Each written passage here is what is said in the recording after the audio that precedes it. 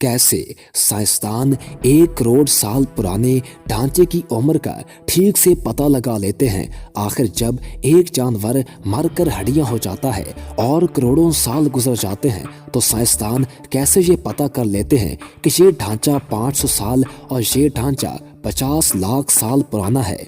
आज की इस वीडियो में हम आपको बताने जा रहे हैं कि आखिर साइंसदान ये कैसे पता कर लेते हैं कि ये ढांचा इतना कदीम है और इस सारे प्रोसेस को क्या कहते हैं। तो वीडियो को शुरू करने से पहले नए आने वाले दोस्तों से हमारी गुजारिश है कि अगर अभी तक आपने हमारे इस चैनल को सब्सक्राइब नहीं किया तो इसको सब्सक्राइब कर लें और साथ ही बेल के आइकन को प्रेस कर लें ताकि नई आने वाली हर वीडियो आपको मिलती रहा करे। नाजरीन, जब एक जानदार को मरे हुए करोड़ों साल का अरसा गुजर जाता है तो साइंसदान फिर ये अंदाज़ा कैसे लगा लेते हैं कि ये ढांचा इतना कदीम है। इसकी उम्र को मालूम करने के लिए जिस तरीके का इस्तेमाल साइंटिस्ट करते हैं उसको कार्बन डेटिंग कहा जाता है। नाजरीन, हमारी खिला में कई एलिमेंट मौजूद होते हैं और इसके अलावा हमारे खाने में भी बहुत से एलिमेंट मौजूद होते हैं जैसा कि कार्बन, हाइड्रोजन, ऑक्सीजन,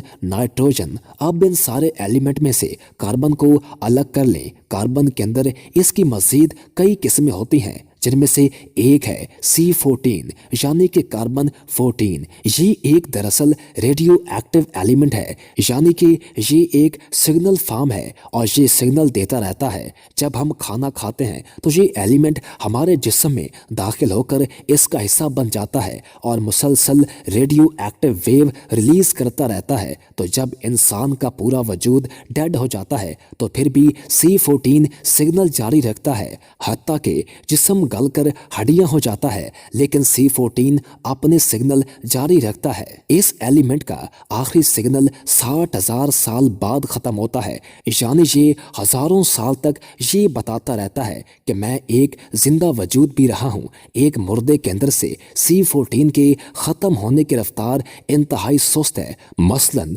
5,000 साल बाद ये कम होकर 70% पर आ जाता है। इस तरह ढांचे की C14 की तादाद की कमी से साइंसदान इस ढांचे की उम्र का अंदाज़ा लगा लेते हैं, जिसकी वजह से साइंसदान 10,000 साल पुराने जानदार की मौत की वजह खुराक का पता कर पाते हैं। इसके अलावा भी कुछ एलिमेंट ऐसे होते हैं जो कि करोड़ों साल हमारी हड्डियों से सिग्नल खारिज करते रहते हैं, जिसकी वजह से हम डायनासोर जैसी पुरानी हड्डियों का अंदाज़ा लगा लेते हैं कि ये कितने साल पुरानी हैं। और इस प्रोसेस को रेडियो एक्टिव कहा जाता है। इस तरीका के जरिए साइंसदान ये पता कर पाते हैं कि ये ढांचा कितना कदीम है।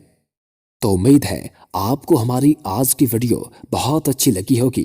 अगर आपको हमारी वीडियो पसंद आई है तो हमारी वीडियो को लाइक कर दें और हमारे चैनल को सब्सक्राइब कर दें और साथ ही बेल के आइकन को प्रेस कर दें ताकि नई आने वाली हर वीडियो आपको मिलती रहा करे।